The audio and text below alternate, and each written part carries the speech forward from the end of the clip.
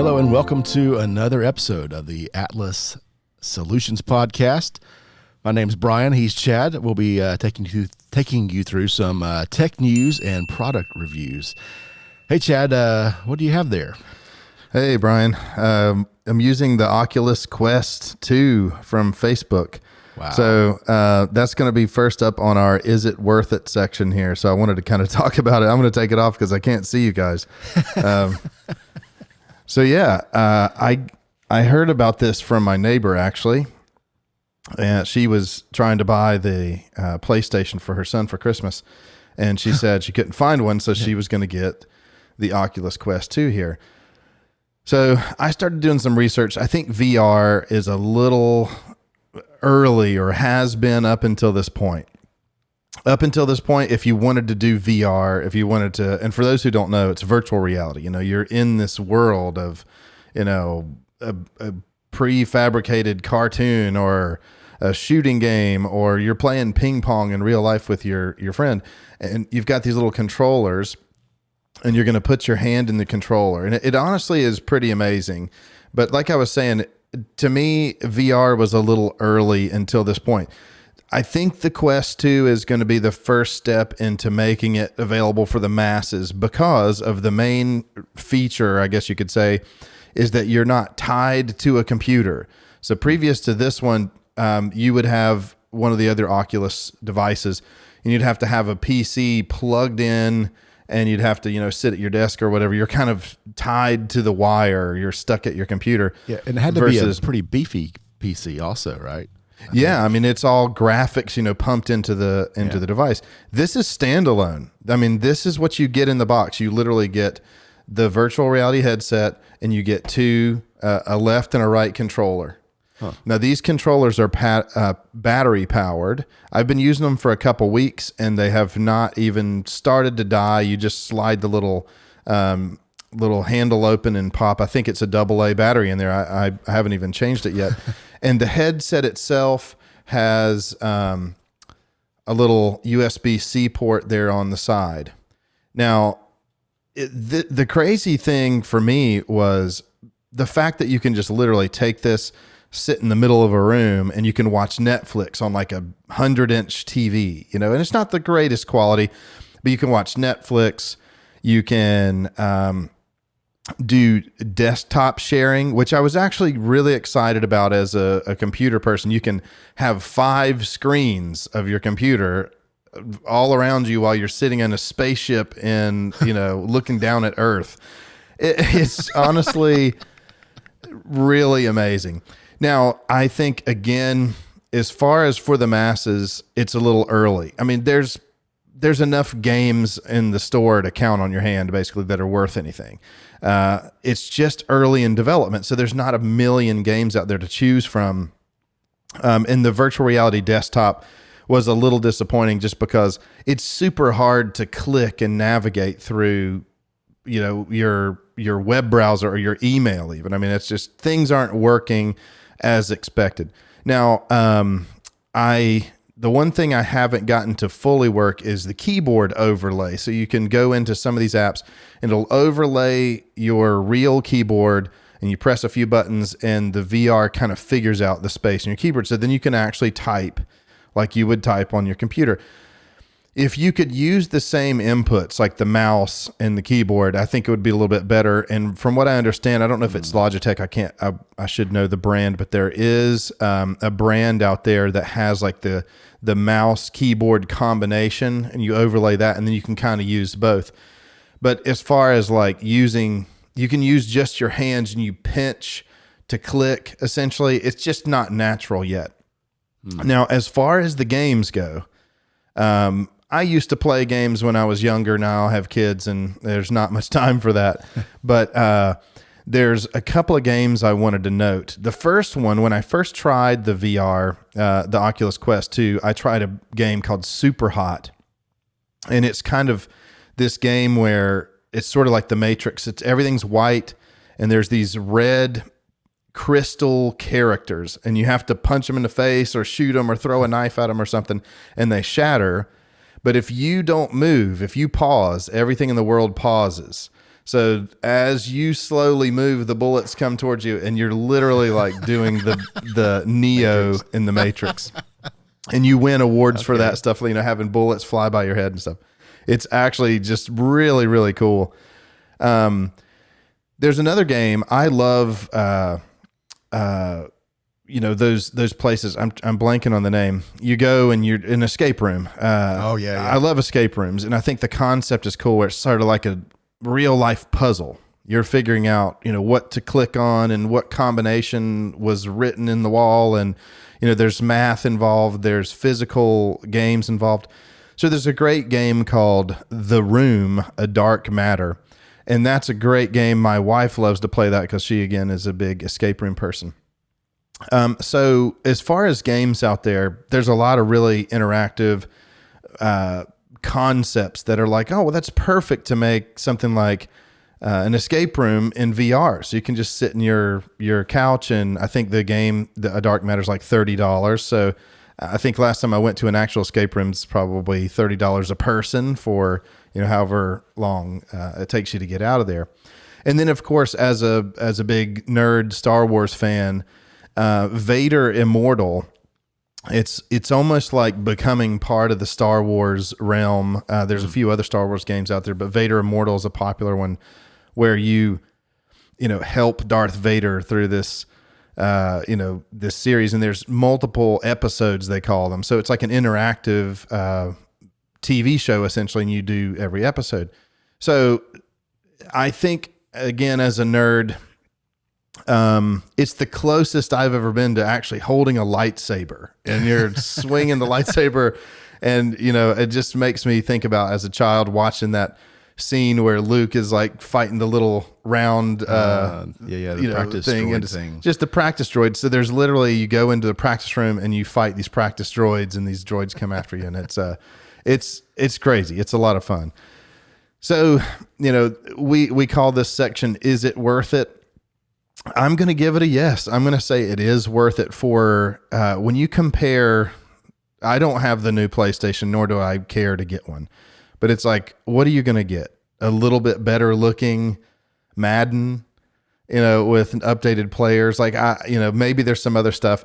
I know that I'm not really into that world, but this VR, I think, is the first step into what's probably going to be the future of virtual reality in the regular home. You still look weird, if the blinds are open and you're waving your hands around. You want to make sure you close the blinds so the neighbors don't see you. But. Yeah. So what's the cost on this one? So there's 2 levels. If I get it right, I think the low level 64 gig is $299. So the PlayStation's what, $600? It's a lot more expensive. It doesn't exist, apparently. You can't find one. That's right. If you can even get one. Doesn't matter how much it costs. You can't find one. Right. And then the higher level one, 256 gigs, and that's just on storage, so you can download more games. You can have more flash storage. Is $399, I believe. $100 more for a good bit more storage. So I've found there's a game. You can't really call it a game. There's more experiences that you can download. There's a lot of free ones. There's a few paid ones. I downloaded one called Wander, and imagine just being fully immersed in Google Maps, 3D Google Maps. So you can look around, and it's just amazing. I literally was traveling from Tibet, at the base of Mount Everest, to, where I grew up as a kid. And then, the restaurant that my wife and I ate at in Portland, to, just within minutes, you can just jump around and kind of reminisce. And another pretty neat feature is that you can go back in time on some areas to, what did this street look like in 2006? So for me, I saw, oh man, that old gas station that was across my grandpa's house that they tore down is actually there. So I can go back and look at what it looked like, 12, 13 years ago. So super cool, totally worth it. I think this is the beginning of the VR world that we're going to start living in. So, what have you heard? The first one that I've heard about that's like actually consumer approachable. Yes. Because we've had so much VR. I mean, people have been talking about it since the 90s as a thing that didn't, it was like a sci-fi imagination thing. Right. What if we could do this virtual reality thing? And then now it seems like it's getting closer to real world, like just approachable. Anyone can just pick it up and use it and enjoy it.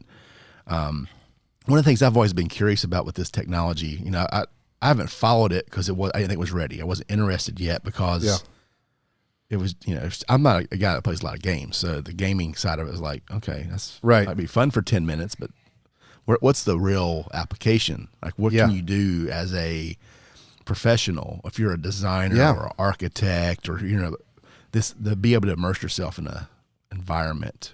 I can't wait to see what those applications are going to be. Yeah, and honestly, that's what pushed me over the edge to get one as well, is I'm not a huge gamer as well. Of course, they're fun, but it was more when I saw things like, you can collaborate with somebody. You can share your screen in virtual reality, and you can pull up a chalkboard and draw, and you're sort of with the person. You can talk to them and stuff. So I think, again, once the adoption rate is more broad and more people have this functionality, it'll be better. Sure. Now, Facebook owns the Oculus Quest 2, which I think is interesting to say the least. Like, sometimes you need a big company like that with the billions of dollars in the clout to throw something like this out to the world and make it available to the masses, to put the engineering in to design it.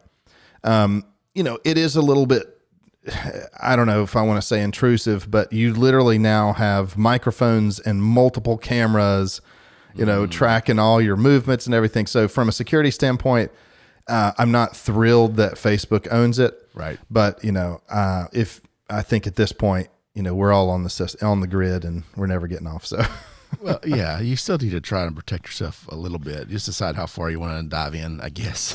Yeah. Some of that stuff. What I'm waiting for is the real augmented reality, like the practical thing, like the glasses. Like imagine a pair of sunglasses you can drive down the road and have like your navigation in front of you, and you're not like looking around, or I don't know. That's what I keep waiting for that. And and I think that this is sort of a maybe a predecessor or a precursor. Like once this hits the masses, it'll be good. Now, to go back to the gaming for just a minute, as far as interactivity, because one of my concerns was I don't want to be sitting in the corner of my house, watching Netflix or doing work and literally being isolated from the world. Right. So there are several games out there and experiences that are multi-user interactive for people in the room. So there's one, I can't recall the name of it, but I think it's called Acorns. And the person wearing the VR headset is like a gigantic tree, and there's all these acorns in front of you, or there's a few acorns, and the squirrels are trying to get the acorns. But you can download the app on your iPhone or iPad and have your neighbors and friends come over, and they're all the squirrels. So they're trying to so one person's in the center of the room trying to knock the squirrels away, and everybody else is trying to get the acorns. It's a lot of fun. The kids have been playing it, and it's just, no matter what age, it gets a laugh for sure. So on the Star Wars game, can you have a lightsaber duel with another person? Because that'd be pretty great. Not that I know of. I think it's probably coming. You can fight robots for sure. Okay. So you definitely fight the robots. Break something in that situation. Right. Yeah. Respect the boundaries that you draw for sure. You don't want to run into something. All right. So with that, I wanted to jump over and talk about another subject sort of in the Apple news world that we've been waiting for since WWDC this summer, the summer of 2020, which is Apple Clips. So talking about that sort of digital immersed world, Apple Clips, and I'll throw some on the screen and link to some of this stuff, but it's basically like a little QR code. It's like Apple's version of a QR code. So it's going to be a little circular symbol. And the idea is, I'm at Panera and man, I wanted to use my app to get a coffee and get my points or whatever, but I'm standing in line and I forgot, and I don't want to wait and download this whole app and it's going to take forever. Apple Clips, you scan the Apple Clip with your iPhone, you pull out the camera just like any other QR code, and you get a miniature app and the developer specs talk about it being a maximum of 10 megabytes. So it's a tiny little app, and it's just enough to get you where you need to go. Instead of downloading the whole app or, getting all the features, it's just, I just want to order a coffee, and you download the clip. Another use case that they talked about in WWDC is the little scooters from Bird and Lime Bike, I think. Everybody. There's like 5 or 6 nationwide. Here, I think there's like pick your 3 brand. in Charlotte, but right. But that's a great one where they show, you walk up and you just scan it and you take off on the bike. It's just a little app instead of downloading the whole app, trying to get your credit card information and do all that stuff. It's supposed to be a lot more interactive. Now, we talked about maybe not even talking about Apple Clips today, because if you do research on them, there's not a lot out there. There's just 2 or 3 you can get your hands on as examples. And Brian, I think you mentioned before we started recording, a lot of it is due to, especially restaurants being hit right now. You're not walking in to buy a coffee real quick as often as you would. So we might see a little bit slower on the development side. But I think it's just a matter of time for developers to come up with the idea and think, oh, this is a great place for an Apple Clip application. Yeah, I wonder how developers feel about some of these things, because essentially what Apple has done is they're saying this is all consumer based. It's based on, hey, I don't want to download the entire Bird app. Maybe I'm just in Chicago for a day, and I don't want to download that app and have an account and all this crazy stuff just to ride a scooter 2 miles up the road or something. So it's just there. I'm not buying into that ecosystem, but I can still use the Surface without adding. And if you're running into phone space, maybe you don't have you have a smaller phone, you don't have all the apps. Because if I just look at my phone right now and how many apps I have that I don't really need, I only use once in a while, how much of that stuff could I offload and use an app clip in place of exactly. And I think that's what I'm excited to see, is what the world will actually look like with clips, because typically when you give somebody limitations, creativity kind of flourishes, where, hey, you've only got 10 megs. You got to make this app in 10 megs, so we can't have anything fancy, nothing bloated. So, but Apple for a while now has done, like, even on the iPhone, whenever you go, you can hide all of the apps now. And, we have an article on the blog where we talk about how to hide those apps, because, you need something like, I don't know, some of the food apps, I want to use Uber Eats. I don't need that on my front page all the time. I just need to use it, I'd grab lunch real quick, and then I want to be done with the app. I don't want to see it all the time and have 100 apps on my phone. But there's a lot of those apps where maybe it's a game, or maybe it's just a quick service, or like I'm looking at my phone now, there's an app to manage the Wi-Fi devices in my house. Like, I don't really need to see that. Maybe when something breaks. So, but I still need it when I need it. Yeah. I think Apple Clips is another step in that direction to say, let's limit what the user sees to only things that actually matter and are used all the time. But we can still interact with the user. We can scan the Apple Clip, get what we need to get, sell the service, buy the coffee, ride the Bird, whatever it is, and take off. So I think we'll see what happens with this. I'm excited to see them in person, hopefully soon. Again, maybe a little bit earlier when we see them out in the world, we'll talk about it again. And of course, if you've seen them and had experience, please share and comment and let us know what you think about it. So we'd love to hear your feedback. So awesome. Yeah. Well, thanks for joining us today. Make sure to subscribe if you're listening to the podcast. We'd love to hear your comments and feedback, and answer your questions if you have any. So thanks for joining us, and we'll see you next time. All right. Bye, guys.